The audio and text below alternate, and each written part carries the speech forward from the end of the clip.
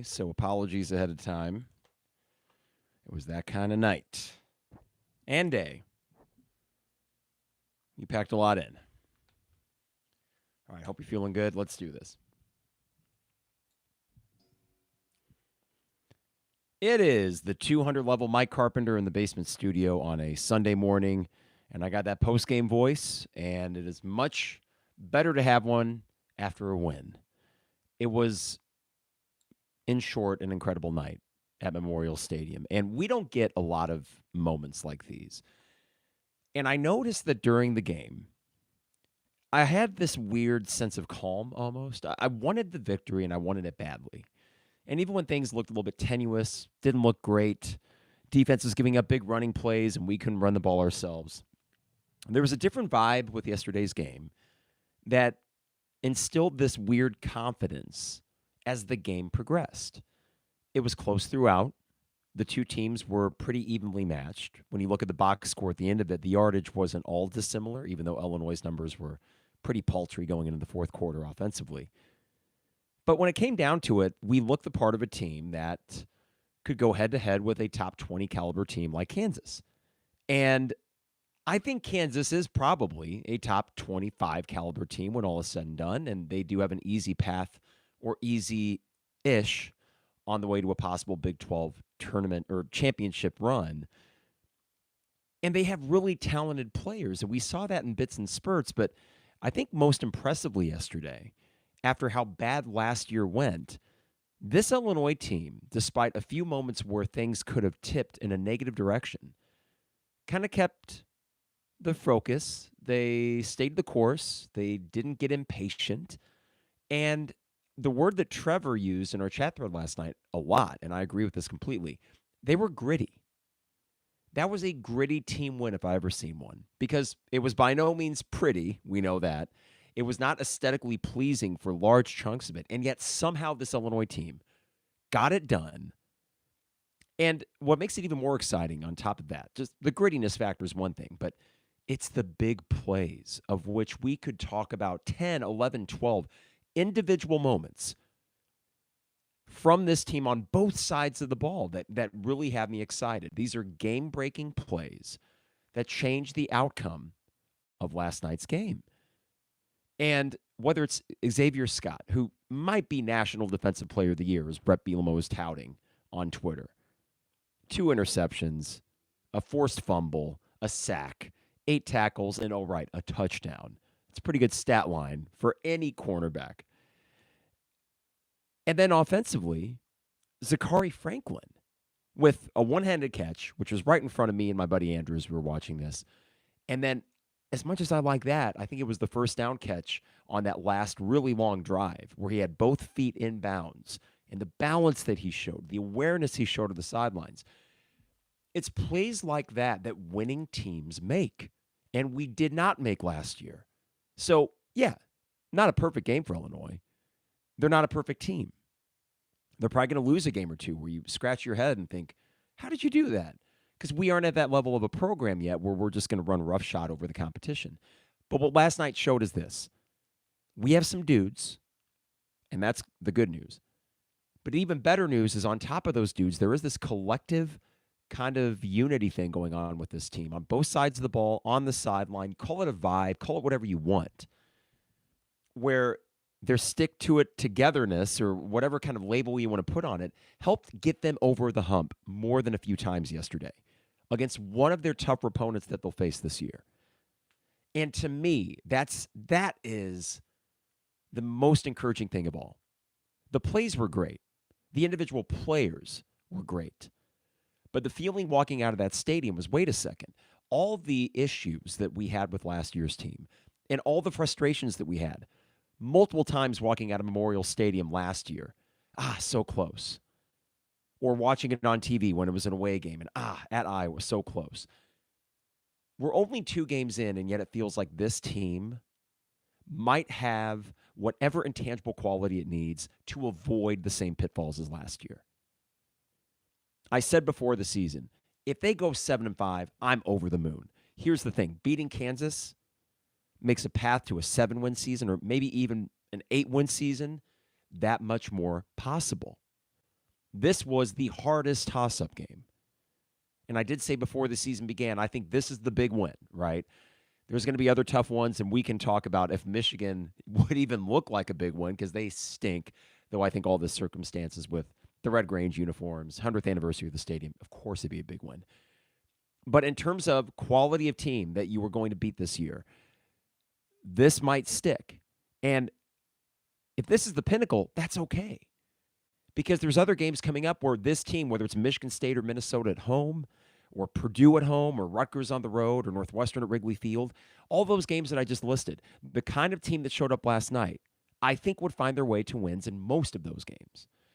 And when you add in a Central Michigan win, which they should take care of business on Saturday against a team that, the Chippewa team that really struggled at Florida International and gave up 52 points, the path is there in a way that it would not have been had you lost to Kansas last night. One season does not a season. One game does not a season make. It sounds a little bit like Yoda or something, but while one game does not a season make, it can set the tone for the season. And in a way that at Wisconsin did 2 years ago, set the tone, I believe, on September 30th, or maybe it was October 1st, right? It's game 4 or 5 of that season. That set the tone for the month of October. What I'm excited about here after winning game 2 at home, sold-out crowd on September 8th, I believe was the date yesterday, but early September, is now you set the tone for the first time in the Bielema era in the first month of the season in a positive way. Because last year you set the tone in a negative way in September, and it took a while to recover. Mid-October, you finally figured some things out. 2022, it took until October 1st at Wisconsin when everything coalesced. The first year, it took until late October, 9 overtime win at Penn State, for you to finally see things coming together for Bielema's team. So what a nice change of pace. For the first time since Arizona State in 2011, and I hope this team's second half of the season doesn't go the way of 2011. I don't anticipate that it will. You have really good vibes really early in the season. And what we're going to talk about today, the environment at the stadium, what this means for the fan base, what this means for the team, and what this means for the overall excitement level in this community for Illini Nation, wherever you may be. I don't use that term very much, but I'll use it today. There's nothing that's going to be too hokey or too positive on a day like today after a win like last night. So, hello to the people in the YouTube chat. Good to see you on this Sunday morning. I'm going to get out of here around 11 so I can get my run in and then get back to the garage in time for the Bears kickoff at noon. Can't wait for that. When my football teams are good, fall is all the better. It's already my favorite season despite the number it does in my allergies. When both of them are good, that's a rare occurrence. So I'm fingers crossed that we might be one of those rare falls where things just work for my two favorite football teams wearing orange and blue. But the big win, the biggest win of this weekend, we already checked that box off last night. So let's talk about it. The 200 level brought to you by Hamilton Walkers. Got to thank them for being a new primary sponsor. Lonte and myself will be at Hamilton Walkers on October 3rd for the book release here. You see the book. Was able to hand a few of those copies out yesterday at the tailgate, and I will put more information out there about how you can RSVP for this. We're going to be in the front room, and Hamilton Walkers will be serving their food and drinks. You can get a bone-in steak, as I usually do when I go there, family-style sides, and the best old-fashioned in town. I talked to Anthony at the tailgate about this yesterday. He and I both think that is up there as far as old fashions go. So Hamilton Walkers, downtown Champaign. I imagine they had a pretty good day yesterday with all the travelers coming in for the football game, and it is a great pre- or post-game spot. Let's see, Hamilton Walkers, State Farm agent Brian Hansen, online at brianismyguy.com. I know Brian was happy with the result yesterday, big Illini fan himself. He is someone that Kara and I can trust with all of our insurance needs, and whether you're looking for home, business, auto, renters, you name it, Brian and his staff at State Farm will get you hooked up with great State Farm prices and the best customer service you could ask for. BrianismyGuy.com. Dogtown Heating, Air, and Plumbing, your home's best friend. Give them a call today at 217-841-4728. They came out to our house a couple weeks ago. Our AC went out briefly overnight, and then I called them 7:30 in the morning. They were there by 1:30 that afternoon, and it took them 10 minutes to get it fixed. They were so quick to get back to us. And I mentioned customer service with Brian and his staff. Well, the same goes for Dogtown. Anyone that's ever worked with them can vouch for that.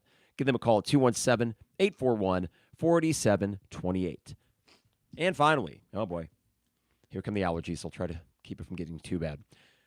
Finally, Owen Builders LLC, online at owenbuildersllc.com. Luke and his staff do excellent work for home additions, patios, decks, a whole bunch of stuff that you can check out a gallery of their work online at owenbuildersllc.com. Got to thank Champagne Showers Podcast Network and you, the listener and the viewer. We haven't done one of these live pods in a while, so I appreciate those that rolled in on this morning. I'm going to get the chat feed fired up so I can react to the things that you guys throw in there. So, yeah, fill up the chat feed with whatever you got, and I will make sure to read that during today's podcast. Okay, let me just make sure I got this working here. Okay, got it. Memorial Stadium is a fantastic stadium that has not gotten the football it's deserved. And in this 100th year, to have a signature moment like that at that stadium at night, and I've said this before, I think I said it after the Iowa game 2 years ago, there is something really special about that stadium at night. And the way that the orange on our jerseys just pops under the bright lights, the kind of nervous buzz if you're in a close game entering the fourth quarter.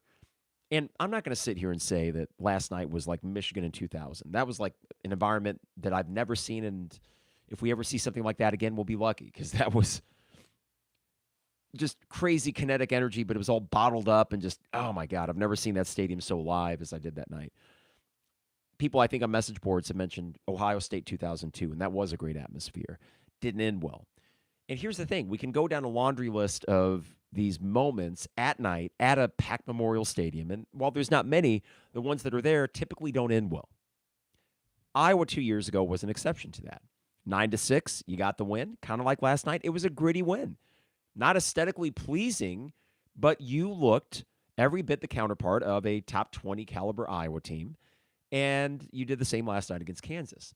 And Bielema ball is not always going to be sexy, and that's why something like last night doesn't disconcert me too much, because I think we saw that old template of make fewer mistakes than your opponent. And Illinois still made some mistakes last night, some glaring mistakes, but Kansas made more. And Illinois forced some of those mistakes. And it was cool to see the kind of synergistic relationship between big play happens on the field, roar of the Memorial Stadium crowd, conjuring up an environment that we have not felt there in a long time. And what it indicated to me, and if you were there last night, you felt it, and even watching it on TV, you probably felt it too. Let's say the Xavier Scott pick six, where you actually had a little bit of shaky cam because the camera guys up in the camera wells were getting that natural vibration from the stadium. And that doesn't happen here very much, but it can, and it did. And this is what Illini football fans, God dang, we are ready to go. Like, we are ready to be on board. And what made last night so cathartic, but beyond that, joyful. We're ready. We just need the sign. We need the proverbial bat signal. It's okay, guys. It's okay to come to the stadium every week and not feel like you're going to get bamboozled, not feel like you're going to get a punch right in the gut. And it felt like that's what last night was. When we were walking out of the stadium, and I was doing this too, let's go, which is just, I don't know when let's go was first uttered by a sports fan, but now it's like the thing to say, and I say it too. And we're leaving, let's go, and ILL, and just people high-fiving strangers. I was doing that. You want to just hug people. I hugged my friend Andrew after the game. And we've hugged before. It's not awkward or anything. But just this pure expression of joy that with Illinois basketball, we've had a decent number of those moments, but with Illinois football, not quite as much. But we are ready to put the same energy and love and passion into Illini football as we are Illini basketball. We are. Last basketball season, last March, was fantastic. I wrote a freaking book about Illini basketball. Yes, it has meant more to me than Illini football. It just has. Because in 30-plus years, they've just given me more memories. But when Illini football is good, Let's say the month of October 2022. I know this might sound ridiculous. It's like, Carp, get a new hobby, or you should check your values somewhere along the line. But October 2022 is one of my favorite months ever. Ever. It was the convergence of all the things that make Big Ten football great. My team was winning. Our tailgates, the friends and family, and all the great times that we had for those home tailgates, lifelong memories. The road games, being able to watch the at Wisconsin game or at Nebraska with friends and get a share in this ascendance of Illini football that was very unexpected at the time. And that was 1 month. So imagine if we ever get to the point where it's season after season. And the beauty of it is, it's not as if I'm talking about 10-2, 11-1, 9-3. We've said it a million times, and I think it bears repeating. We are on board if you win 7, 8 games a year. And 8 is the high end. We just can't do the 5 and 7s. And we really can't do the 5 and 7s after the 8 and 4s. Those are what hurt. Because we recognize that Bret Bielema's made it better. But in order for people to fully get back on board, they need a game like last night. And we got it. Imperfect, yes, but god dang the big moments. Let's go down the list here of the moments in that game where that stadium absolutely exploded. I want to start with Xavier Scott. And I don't know if he goes by Xavier or Xavier. But regardless, it's a badass name, and he's a badass dude. He was phenomenal last night. And the way that he read that screen pass, which was right in front of us, a lot of action happened around like the north 35, north 40-yard line. We're in the West Main.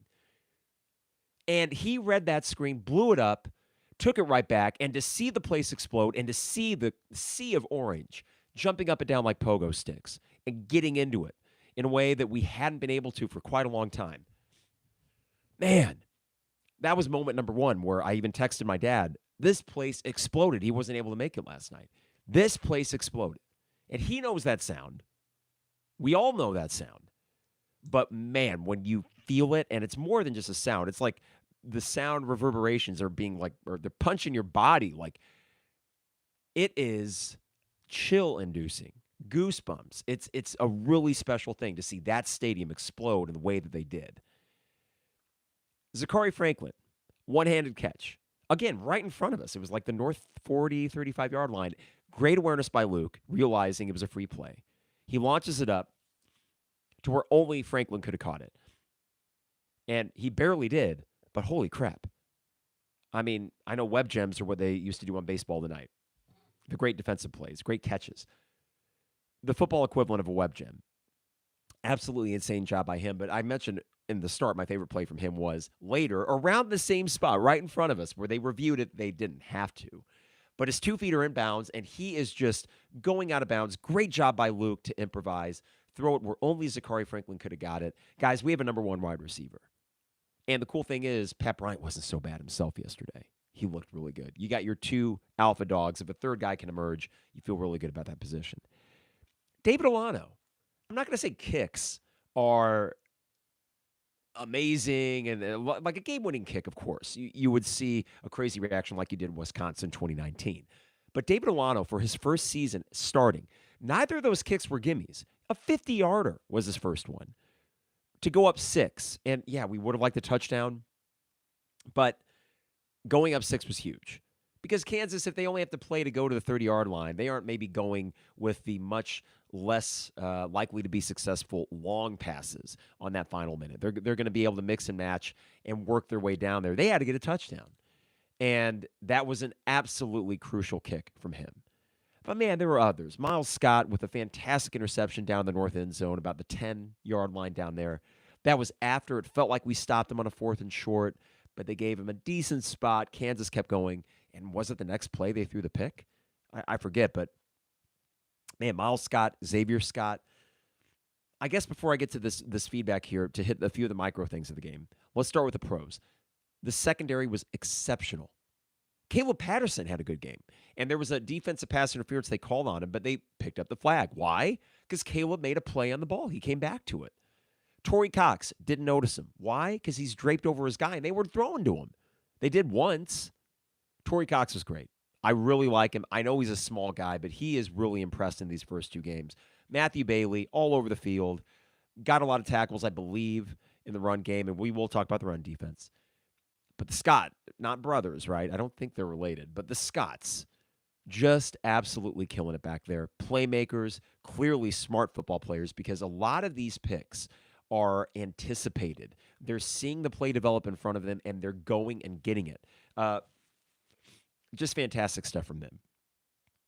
Linebacking play, Rosiak, I mean, he seems solid. Run defense, let's just say that right now. Am I worried about it? A little bit. Bear in mind, though, Kansas has two very good running backs. They have a very good run offense. I think this will be a problem when you play Penn State. When you play Oregon, though, did Oregon win? Chat thread, let me know. I know they were struggling last night, but 2 weeks in a row, Oregon has not looked great. But yes, there will be teams that are just as good at Kansas as running the ball, but it's Minnesota, Michigan State, Purdue, Northwestern, Rutgers. No, Kansas has a pretty awesome run offense. Would I like to see it improve? Yes.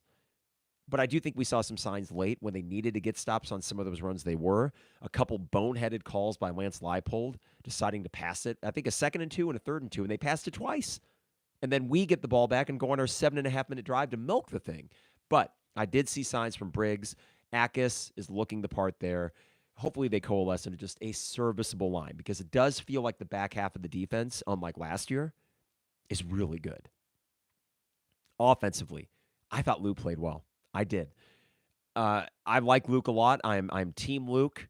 He throws a great ball. He threw a lot of badass throws last night. And Oregon did beat, 37-34. What is going on with it? I thought Luke played very well despite some not ideal play calling from Lunny. And I'm team Lunny, but last night was obviously a struggle. And when he can't run the ball, then it's going to make it more tough to throw the ball. It's just such a kind of, I don't know if it's a chicken or egg thing exactly, but if you can't run the ball, it's just going to make throwing it that much more difficult. And Illinois really had to get creative late to get those chunk plays. And credit to Lunny for figuring it out, but credit to Luke for making throws. Really liked the way he played yesterday. And your two wide receivers. Whoa. We already knew about Pat Bryant. He looks to be really settled in as a senior, as a leader, as a wide receiver 1B, if you want to call it that. But Zachary Franklin, that's your guy. And this is on a night where he fumbled it, and he had a false start. But his big plays were so big that it's kind of hard to look at it as anything but an unqualified success for him. So those are the positives. Yes, we can look at a Barry Lunny play calling. I think the overall idea was sound. We're going to run the ball. We're going to establish the run. And I even talked with my friend Andrew yesterday at halftime, thinking, I know the run game hasn't looked great, but, my friend Andrew mentioned, it feels like we're going to pop one here. Like maybe we're just we'll gradually get there. And I remember watching Bears games back when Anthony Thomas was running back. And they didn't do all that great rushing in the first half, but by the second half, they would get it going a little bit. Never happened. Third quarter, Illinois had 2 possessions. They were both 3 and outs. Kansas had a very long possession themselves. So that quarter felt like a lost quarter. And understandably, we were upset, annoyed, frustrated that the offense wasn't doing more. I think, though, the way the game ended, here are 2 things that I really like from Lunny's play calling. He opened it up. You had to, but he did open it up, and he did call some passing plays that worked out beautifully. Second, you didn't get the touchdown late, and that's a bummer. I feel like Bielema is probably telling him if we're going to run or pass here. Because the dilemma for Illinois when they were up 3, and there's about 2 minutes left, right? We're, I think, on the other side of the 2-minute timeout. Their dilemma is you have a second and then a third down and 8 to go. A first down wins the game. But let's say it's 3rd and 8, right? And you go for a pass and it's incomplete. Well, now there's a minute 40 left or whatever it is. And you're right back where you started. Or you got to kick a field goal, but now Kansas has an extra timeout and an extra 40 seconds. So it was a tough call. So what does Barry Lunny draw up on a 3rd down? And it wasn't a successful play, but I liked what was called. Play action, rolled Luke out to the middle of the hash marks. Had he had a second more, he probably would have been able to find Zachary Franklin one-on-one. It was a calculated risk by Kansas to go single coverage, but they were still selling out on the run. But the worst case scenario on a play like that, Luke gets sacked, loses a couple yards, but is in the middle of the hash marks. I don't know if I'm overthinking one single play call, but I like the thought that went into that. It was coming off of a Kansas timeout, and you have to make that decision. And they went with the play that, worst case scenario, drained 40 more seconds off the clock and set up an easier field goal for Alano in the middle of the hash marks. If that's where Alano likes it, I would assume he does. And it would have had an opportunity to find Franklin for a first down. I mean, he was only going to throw to one guy on that play, and that was Franklin. And I just thought, okay, Lunny, I see what you're doing there. I see what Bielema was doing. Now, I'm still, as everybody else in that stadium, are watching that last minute thinking, come on, they got no timeouts. They do have a really good quarterback, but crazy things have happened. And yet, I tell you this, and this is coming from an Illini football fan that has seen some shit. Can I say that? I don't know if I can. Don't report me. See some really bad things in that stadium. There's ghost of losses past in that stadium. And yet, in that last minute, I felt very calm. Why? Watch those defensive plays. Every single one. Call it a vibe, which I've already used that term a few times already. The way the defense even just went to line up for each one. The way that you see the secondary guiding each other. You, him, okay, cool, got it. The communication that you saw between them on the field when Kansas had no choice but to go no huddle. And yet the defense is stationed where they need to be. They do call one timeout before the final play. Had a discussion with our friends in front of us at the game. And they were like, well, do you really want to give them extra time to set it up? And I didn't mind it because I thought Kansas only has one choice, and that's a Hail Mary. That's it. You need to tell your team. It is worth the timeout to tell them. No defensive PI. Bat the ball down. That's it. And game over. And not only that, but now let's get to the big topic before we get to your thoughts. Aaron Henry. Coaching star of the game, Aaron Henry. Can you believe it? Calls a blitz. Flushes Jalen Daniels out of the pocket. In a way, they were inviting Jalen Daniels either get sacked or run it. We don't care. You got 50 yards to go. Run it. Sure. Because there's no hook and ladder. There's no Kansas guys back there. They just all go the end zone. So it's like they were inviting him to run it. And fortunately, there were enough guys there to get the strip sack, which I think it was essentially a fumble at the end of the game. But by this point, we're going nuts. We're celebrating, and Illinois wins. Aaron Henry. Gold star. Unbelievable to see the turnaround of this defense. And yeah, it's only game 2. And yeah, they're not perfect. They're not 2022's defense because they were pretty stout against the run, and they had that secondary. But this defense has an identity, and I think it can stick. We turn the ball over. I think Jay Lehman was talking to Jeremy Warner about this. There was a contagious thing about getting takeaways that once you start doing it, it keeps coming. And yeah, there's going to be a couple games this year where they don't, and Illinois will lose, and you'll say, man, bummer, because this team's not going 12-0. I think we can say that. But this identity is going to win them games. And they have a secondary that has matured immensely, and they each seem to kind of have a role. Miles Scott is playing that free safety position right now, certainly as good as Kendall Smith did. And Kendall Smith had a pretty good 2022. That is a position which lends itself to interceptions in big plays. Well, Miles Scott is getting those. Apparently also the quarterback of the defense because he has the headset in his helmet. Xavier Scott is playing out of his mind. Torrey Cox is your cover dude. So we have opportunistic, playmaking Xavier Scott. You have the quarterback of the defense, also playmaker Miles Scott. You have your cover guy in Torrey Cox. Caleb Patterson, I thought, had a much better game, and he's your athlete. He's a guy that hopefully can grow or continue to grow into that role. And then you got Matthew Bailey, healthy, flying around, playing the Sidney Brown role. That secondary is looking great. And keep in mind that Kansas has a really good wide receiving core. And could you give me the name of the wide receiver for Kansas last night that smoked us? No. And then last year, think about the contrast here. Indiana, the big wide receiver whose name escapes me, goes off for like 200 plus yards against Illinois. We can't stop the guy. And maybe there'll be a matchup like that later this year, but it just feels like you have a pretty cool collection of talent back there, and each of them brings something a little different to the table. I thought that was so encouraging, and Aaron Henry is a secondary guy. He called a good game last night. It was a good game plan. It was almost like, I don't want to say they were inviting Kansas to run. I think Kansas ran it somewhat organically. They saw it was working, but they were making that choice because the pass game was not. From the outset, we had an interception from Xavier Scott on Kansas's first drive. What a statement. Did that influence Kansas's play calling going forward? It might have. And yeah, they ran the ball pretty damn effectively, but it wasn't enough for them to win. Everything yesterday was keyed by the defense. It really was. Whether it be the pick six that changed the entire momentum of the game going into halftime, or whether it be the fact that in the third quarter, Kansas does get their touchdown to go ahead.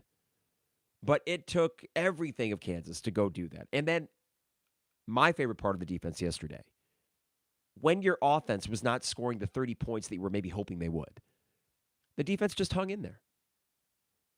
Complimentary football, whatever you want to call it. Yeah, I would have liked the offense to be a little more potent yesterday. I think they will still be fine going forward, but what a relief to see a defense continuing to respond time and time again and keep you afloat. There were only a couple times yesterday where I thought we're screwed. But it wasn't even to that level. It was, if this continues, we're probably in trouble. There was not that moment for me of, oh, God, not again. And this is when we had 3 and outs on offense and Caden Fagan's running and getting stuffed time and time again. So what do I account that to? Like, wouldn't normally the reaction be, we're blowing it? And yet it wasn't. And I don't know if there were many Illini fans last night that had that feeling in the stadium. There was not that collective, uh-oh, here we go. It was freaking jubilant in there. Jay Lehman has referenced before that sort of the heaviness of that stadium when you get into a tight game, a big game, and you feel like, oh, they're going to screw us again. I didn't get that sense last night. I can't really tell you what I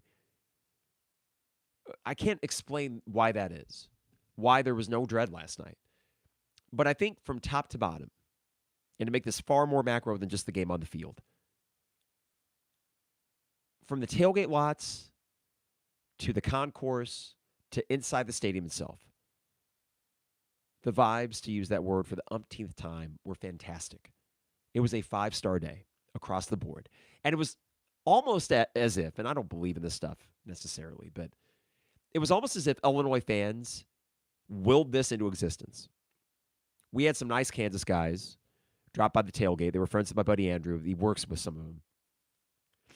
And they asked, what do you think about the game? And I just said, I think it's a 50-50 shot. Illinois needs it. They really need it. And what the heck? I don't think it'll be like last year's game, is what I told them.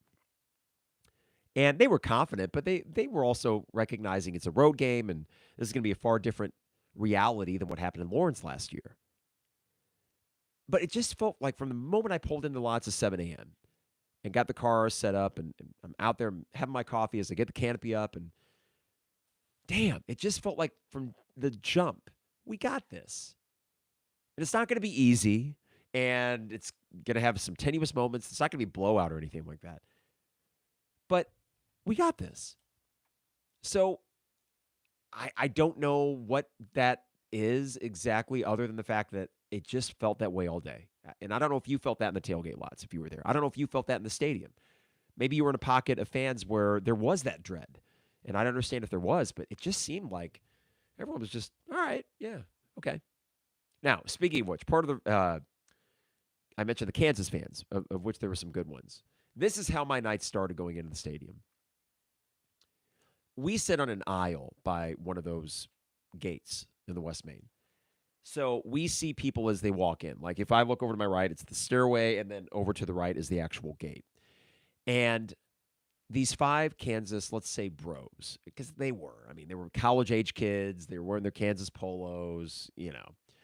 Nothing wrong with that. Bros can be bros. That's cool. But they start yapping, and at first I'm like, I feel like they're yapping at me, and sure enough, I turn around and they are. And when one kid who's got the Patrick Mahomes broccoli head made reference to my mohawk, which it's not really mohawk, but this kid was drunk anyway. So, I mean, nothing wrong with that either, but he was just kind of a drunk jerk. And he's going on, and for a second, I'm waiting. And then, like, all five of them, there's five of them, and they're just like yapping and going on. And the game is about to start. And they aren't in their seats. And I'm looking at the event staff person like, are we going to do anything here? And then eventually the sort of monkey brain part of me says, that's it. That's it. And I just start saying, get the F to your seat. Get the F out of here. Just, it came over me. I mean, it was just, I'm dropping F-bombs. I'm all fired up. And they eventually get to their seats. They were obnoxious. And I look around at the people around me who have been sitting by us for a few years now, and I say, hey, I'm sorry for the language. They were like, oh, it's all good. Well, come to find out, 3 times throughout the game, they sent cops down to these guys because people that were sitting by them were continually complaining about how vulgar they were. So, long story short, that sets up like, okay, yeah, I'm fired up. Let's go. Let's kick some ass, proverbially speaking. We don't want to get into any actual fights. And I would not actually get into any actual fights. But listen, as a teacher, I'm not going to have any person younger than me giving me lip. Maybe that's what it is. It emboldens this confidence in you like, no. I'm older than you. You don't do that. And I don't want to say it was validation to see cops go down. There were 3 cops at one time and take down their names. I don't know if they ticketed them or what. And they made it through the game, and then I think they were told, you mess up one more time and you're out of here. And then the game ends, and we're winning, we're celebrating. They walk out bleary-eyed and wasted, and it's like, get the hell out of here. Now, I didn't say anything. It's like, we won. I got my validation. But that was a little bit of an aside there. All right, give me a second here. My allergies are just awful. This is not great podcasting, but okay, there we go. I don't know about you, but this time of year, as much as I love it, the allergies are absolutely insane. Let's hear from you all. YouTube feed, I appreciate you popping in on this Sunday morning before we get to NFL Sunday. From T. Scott, best players on offense, Altmaier, Bryant, Franklin. I hope we rely on the passing game moving forward. If I were to make a comp, T. Scott, I think 2001's offense, well, they had good running backs in Antonio Harris, kind of an underrated Illini, Antonio Harris, and Rocky Harvey. Often the pass set up the run. Ron Turner had a great year in 2001. He called great games, and often you would see that the run game really came to them in the second half after they'd opened it up to Brandon Lloyd and Walter Young. And, hey, that team had Craig Lewis, Aaron Moorhead. I mean, they were stacked at wide receiver. But I do think going forward, T. Scott, if you're Barry Lundy, you saw what you saw. You got those guys. Use them. And use them early. Why wait? And hopefully that just makes the job easier for Caden Fagan. I trust Luke as a quarterback. Still no picks on the season. And I certainly trust those 2 wide receivers. From Andy, this is a comment from earlier. Completely agree. Getting this opens up more paths to a bowl game. Huge win last night. Absolutely. Good morning, Andrew and Big Toda. From Ethan. Man, what a freaking day yesterday. Such a great time. Props to you for getting on here. I couldn't sing in church this morning. Still hurts to talk. I thought last night, we get back to the tailgate. We're tearing down everything, and everyone's just happy. So giddy, actually. We're thinking, oh, the traffic is bad. Like, let's have a nightcap as we're tearing it down. But no, I think we were both giddy and exhausted. So we just tear it down. We get home. But last night, Ethan, I noticed in our conversations at the tailgate, everyone's voice was just toast in some way. And mine, mostly, it was the Xavier Scott pick 6. Exploded when that happened. All right, from Alton, Lunny has to get creative and not stagnant. I would agree. He took too long. And the third quarter was exemplary of that. They were still going to try to go with that approach, but the problem is that approach clearly was not working, and Kansas was selling out on the run. They had a plan. Make Luke Altmaier beat you. Luke did. And I think if you went to that earlier, you could have won by maybe a greater margin. So, yes, if there's a learning thing here, Alton, and I would prefer that our third-year coordinator doesn't have to have too many learning experiences, but I am going to give him a slight bit of grace in that I like the overall idea, but I am going to criticize him for sticking with it way too damn long. And if you are going with the running game, I don't know if they were inside zones or what, but it really felt like the kind of running play you were doing was the same time and time again. And your guards didn't seem to be getting any push. But in fairness, I don't know if it's so much of an offensive line issue, and we'll find out as the season goes along, as it was Kansas just being ready for the run. In the new college football game, you can actually kind of predict what kind of play the offense is going to run, and that will make your defense respond either better or worse. So if you know it's going to be a run on College Football 25, you can have your defense ready for it, and typically when you do, you stuff the run. I think Kansas was just like, run, and we'll let our corners, and they have a couple good corners, we'll let them take care of the outside. But Alton, it is worth criticism for sure. From Ben, have to hope the offensive line can show some midseason improvement, especially for run blocking. They were awful in a previous year under Lunny and became serviceable mid-year. Yeah, and I don't have too many alarm bells yet. If we are sluggish against Central running the ball, yeah, that's not going to bode well for Nebraska or Penn State. But they don't look like a complete disaster. I didn't get that sense last night. I also don't know, though, if Kansas's D-line is any good. So it could be like, uh-oh, guys, this isn't good. Time will tell. I don't have the 5-alarm fire like I did after Kansas last year, though. From K. Andrew. Oh, let's see. Sorry, guys. I got a few more. Yeah, here's from Keith, and then K. Andrew. I'll get yours.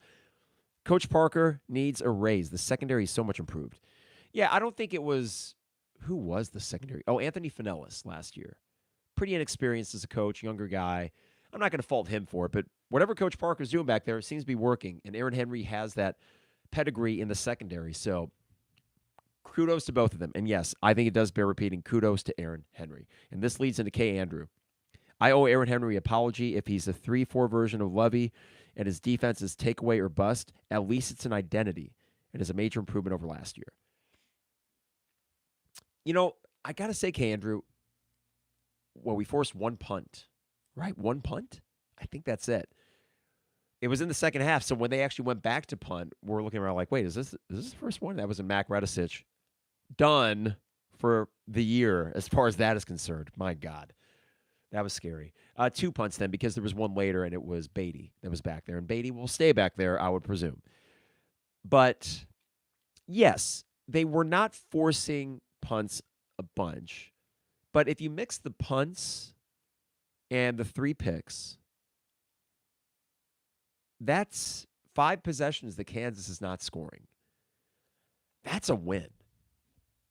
Like, if you would have said to me before the game started, 5 of Kansas's possessions will result in 0 Kansas points, I would have said, great, we're winning this game.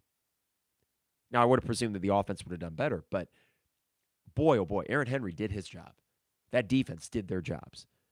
And not only that, but not only those 5 Kansas possessions, if you account all of them and the point totals, those 5 Kansas possessions between the picks and the punts were net -7 for Kansas because he gave up the pick 6. Well done, Aaron. Well done, man. Just awesome. All right, from Andrew. Hey, Andrew. Raspy post-game voice is so much better following a night of F, yeah, and not just F. As a NIU alum, and yeah, by the way, Andrew, congrats. How cool is this? As an NIU alum and lifelong Illini fan in CU County, yesterday was as good as it gets. I don't know if it could get better than that. I mean, we got in the stadium, and we had seen at the tailgate lots, and the service was spotty, but my friend has Google Fi, and that's what we use for the TV, and it works okay. But we were on the Fox Sports app, so we could have the Illinois game queued up, and we see the score come across that, Northern is beating Notre Dame. We did not realize that the game ended with Notre Dame getting their own field goal blocked. But what a win. And yeah, congrats, Andrew. Like, I know a few NIU people, and that's so cool. That is so cool. And I don't hate Notre Dame because they've never been relevant in my life the way that they have been for people that are 10, 20 years older than me. But I do get annoyed with every year the continually overhyping them, overranking them, and then they crap their pants. And they did. So it is an amazing win for Coach Hammock or Halleck. I think Hammock, which had a great post-game interview. Seems like the most likable dude on the planet. Super humble, just so emotional and happy for his team. That's the best of sports. So like I didn't watch a lick of that game, and yet when I'm on my couch last night with the dog, winding down, trying to get ready for bed, I watched some of those clips, and just so cool. So awesome job, NIU. Awesome job, Illinois. What a day for the state. And Northwestern lost on Friday. Northwestern and Notre Dame lose. Illinois and NIU wins. I'll take that any college football weekend. All right, also from Sky Drama. That's Andrew. Let's see here. Yeah, good call on this. Wanted to say, as someone the same age and era as you, watching the instant classic with the old 90s Illinois helmets was extra sweet. I thought they looked great, and it's amazing how time can change your perception of a helmet. When they unveiled the helmets at the beginning of the year, saying, here are the 3 we're bringing back, that was the one I was looking forward to the least. I cannot wait for the curved one next week. I am pumped for that. I think that's what they're doing for homecoming, because that's the 80s thing that I just missed out on. But yeah, it looked great, and it did conjure up 2001 and 2007. But even 1999, even the early 90s, they had Dana Howard there yesterday as your honorary guy to do the air raid siren. And that would have been the era right there. It was Makovic and Ford where they introduced those New York Giants helmets. And I will say, like, that's fashion. What's old is new, and it's always cyclical. So now I'm looking at these helmets and the all-orange uniforms, which I thought popped. It worked. So what the hell? Uniforms should be fun. We actually, I think, got a pretty cool set. I like the shoulder stripes. I like the colors and the shades of orange and blue. We look sharp, and the helmet was a nice extra treat. And it was an instant classic last night, Andrew. 100% was. I love that. From K. Andrew. He says, I owe Henry an apology. Barry Lunny, words I won't say here. These players, all my love and respect. And KUOC, Jeff Grimes, a full-on smooch on the lips. Yeah, what are you doing passing it? It's not the same sort of malpractice as we saw with Mike Riley when Nebraska just had to run it and then the game was over back in 2015. But it was pretty dumb. And we were making comments to ourselves in the stands like, what are these guys doing? But you know what? That's how, time and time again, man. Time and time again, that's football. One team's mistakes are either capitalized upon or not. And we capitalized on those yesterday. So I'm not going to say it was a choke job by Kansas. That was a win for Illinois. But every win, and every close win especially, does require some mistakes from the other side. And we took advantage of that. By the way, speaking of Lunny, the 7.5-minute drive, I mean, that does not negate the stagnancy of that offense in the second and third quarters. Great opening drive, scripted, usually works well for Barry Lunny, but that last time suck of a drive was awesome. Loved it. And Khalil Valentine, whoa. Your new number 2 back? I don't want to overreact, but the dude has something. And the fact that he was getting meaningful carries as a true freshman tells you a lot. From Ethan, I saw someone post a picture of those 3 on Twitter this morning. Ethan, do you mean the 3, was this in reference to the 3 cops? Was it making the rounds that these Kansas dudes were? It was just such a thing. I was like, I'm just here to watch the game. I'm not going to. I asked my friend Andrew, when we were 18 to 22, and we would get belligerent, were we like them? I just asked him, were we like them? Because I wanted to have some grace. Like, yes, I dropped a few F-bombs in their direction. I don't feel bad about that. I could have been more mature, but I don't like people talking smack. But he said, I don't think we ever did that unprovoked. And I thought about it. It's like, yeah, I never went into an opposing stadium and gave the opposing fans the business. Like, and I didn't go to a ton of away games. I went to Indiana a couple times. I've been to Camp Randall, Iowa, big house. But I'm not going in there like, yeah, F you. And then, like imagine me go to an older fan because I'm probably 15 years older than these guys. And I'm like, hey, Baldy. It's like, what? What kind of jerk does that? So listen, they are probably worse for wear this morning. They're kids. Kids are dumb. Or let me rephrase. I'm a teacher. I should rephrase. Kids do stupid things. They are not, I don't know if they're inherently dumb, but they do dumb things because they're just young and silly. And I did it too, but after the initial calmed down immediately, and I don't know how heated I was. And then I realized, wait a second. I think it's okay every now and again at a sports event to get a little fired up. I think that's okay. And I think it's okay for fans to talk a little smack. So I don't begrudge them. And if we ever play Kansas again, they're welcome back to Memorial Stadium. Yeah, so there you say it, Ethan. The 3 Kansas guys talking to the cops. If you find that tweet, send it my way because I wonder if that was the same ones. But I also, a lot of cool Kansas fans there last night. They have a big alumni base in Chicago, apparently. All right, from K. Andrew. Bret is going to lose us a couple games with his abject fear and Weber ball when he has the ball with the lead late. But great job, D, and David Alano last drive. I agree to an extent, K. Andrew. I had less of a problem last night. Let's say Kansas goes down and gets a touchdown to win the game. Well, it would have been crushing. I don't know if I would have been too ticked off at the way Illinois approached the last drive or the end of it. It's a dilemma, and it's one that I was going back and forth on. And if you ask yourself, what is the better call? A minute, if they had an incomplete pass on the 3rd and 8 before David Alano's field goal, Kansas has a timeout and a minute 40 to go down and get a touchdown. If Alano makes the field goal from that spot, I don't mind letting 40 more seconds go off. Kansas, no timeouts. Kick the field goal. We got a kicker, guys. We have a good kicker. And then you just keep him out of the end zone. I don't mind that. It didn't bother me then. I'd be bummed if we had somehow lost, but I don't know if I would point to that the same way I did, let's say, Purdue at home. Purdue on the road in 2021, Maryland at home in 2021. These other close calls where it's like, come on, man, quit being so conservative.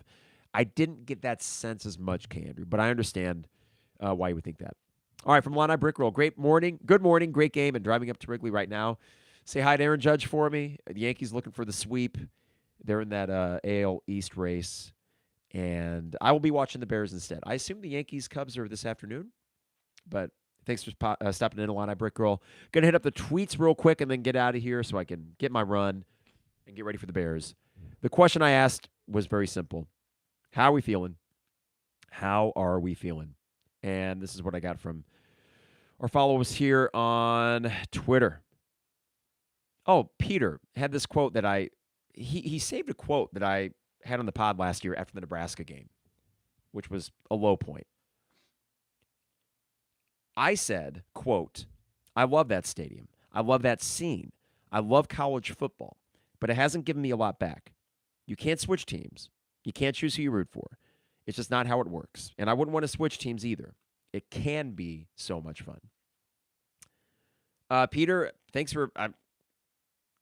I wonder, I could see how that resonated if you are in the same boat as me, where it's like, damn it, I want to like you. I want to love you.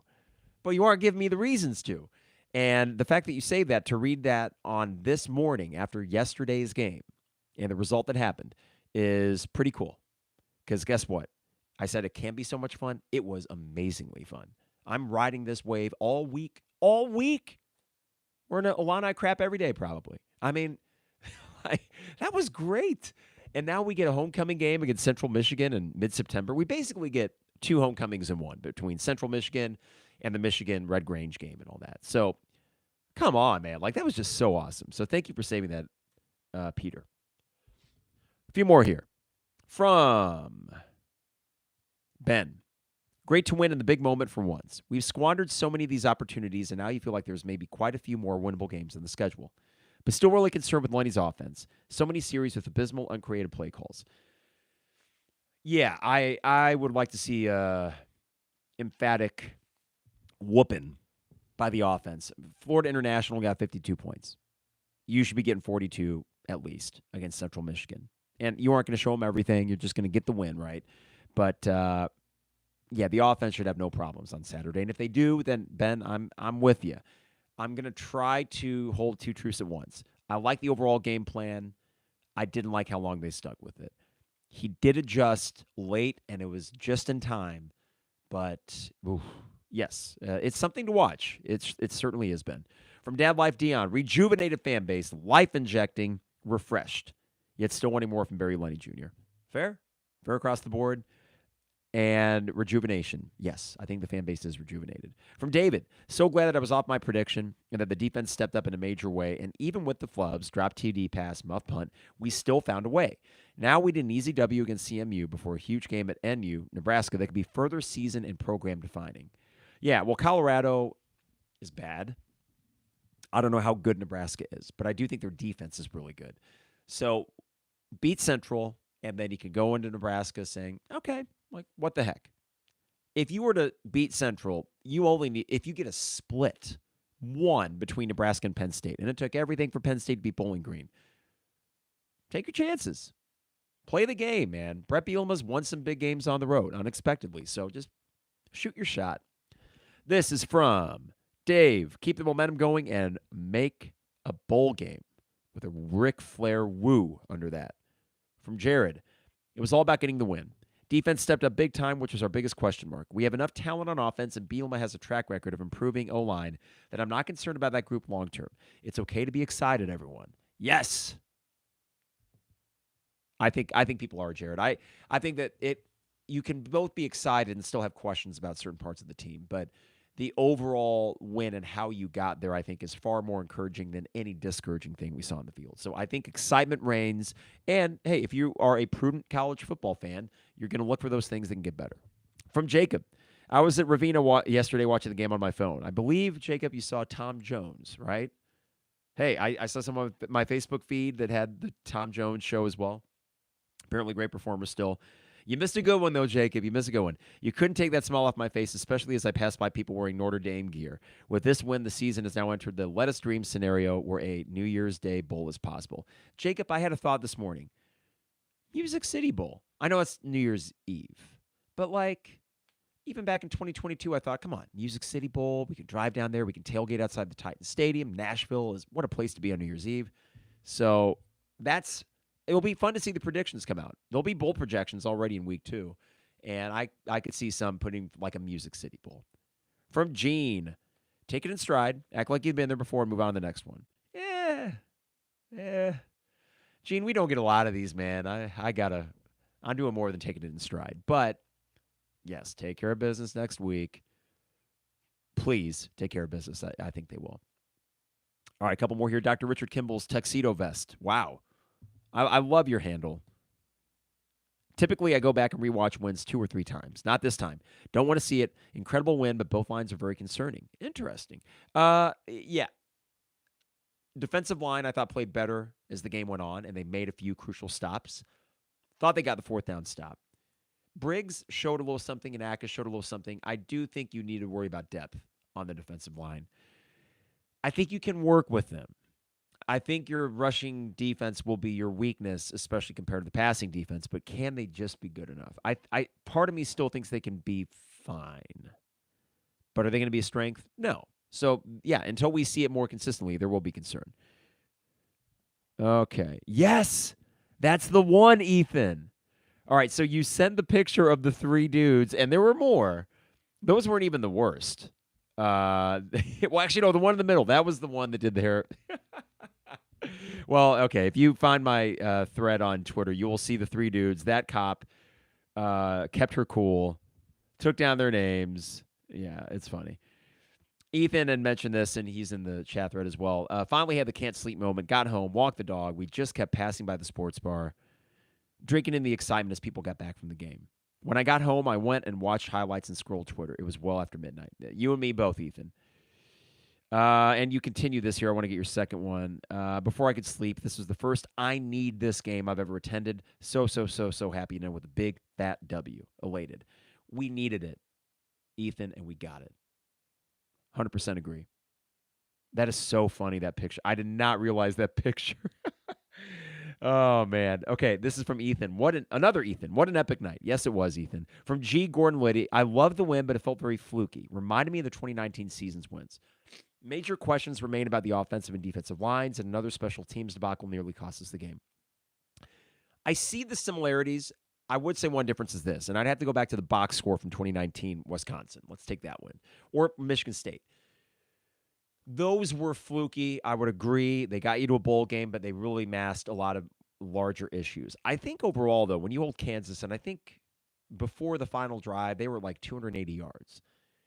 I don't think that's fluky. The turnovers were not fluky. I mean, you were having your secondary guys make plays, reading them perfectly. So I didn't find that fluky. I don't know if you'll feel that way, G. Gordon, if the offense, voice cracking, sorry, if the offense gets in rhythm. And I think they will. I'm still bullish on that, but I understand where you're coming from. I don't get that same sense. But any time that you win based on takeaways, which 2022's team did that too, I think the difference is the offense was so consistent. If not flashy, they were really consistent because of Chase Brown. So nothing felt fluky about that year. That felt like the ultimate complimentary football kind of thing. All right. From Elohim, podcast about the assistant coach leaving the basketball team. Yes, okay. Here's the rumors around the message boards. Tim Anderson leaving for Memphis. Maybe he does, maybe he doesn't, whatever. I do what you got to do. Go. If someone wants to go coach for Penny and then get fired the next year, have at it. I'm not going to lose sleep, and if that is the case. That's the rumor mill. I'm sure something will come out sooner rather than later, but it's football season. I love you, basketball, and I did write a basketball book, but it is football season. Thank you guys for joining us today. Got a couple more in the chat thread to hit. Oh, man.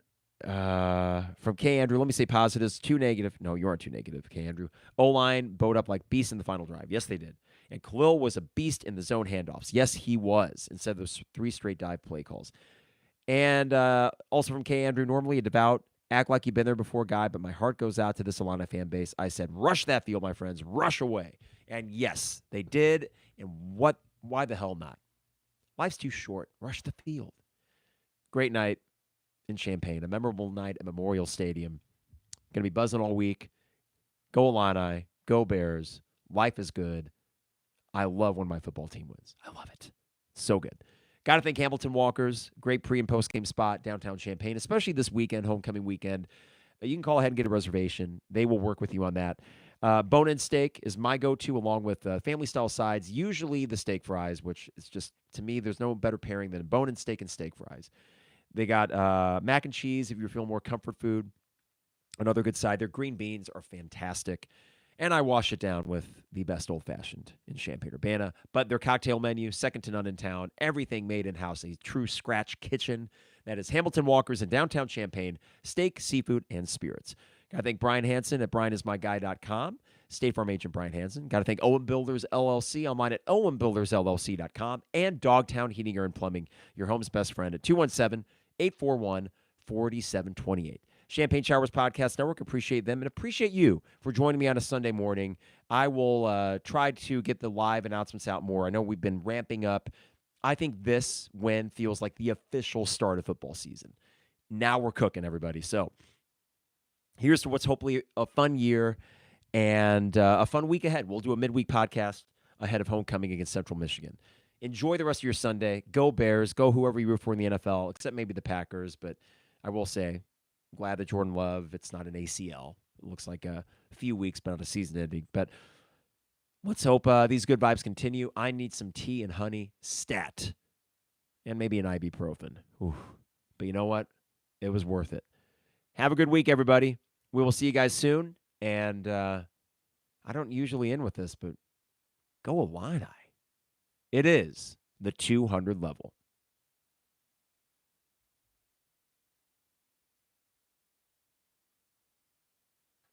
Thanks, YouTube. Appreciate you popping in. Have a great rest of your day and a great rest of your weekend.